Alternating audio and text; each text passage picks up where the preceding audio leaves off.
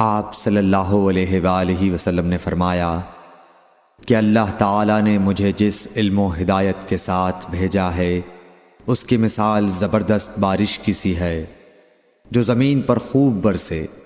بعض زمین جو صاف ہوتی ہے وہ پانی کو پی لیتی ہے اور بہت سبزہ اور گھاس اگاتی ہے، اور بعض زمین جو سخت ہوتی ہے وہ پانی کو روک لیتی ہے۔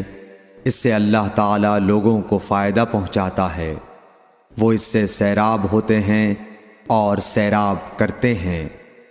اور کچھ اور زمین کے بعض خطوں پر پانی پڑتا ہے جو بالکل چٹیل میدان ہوتے ہیں۔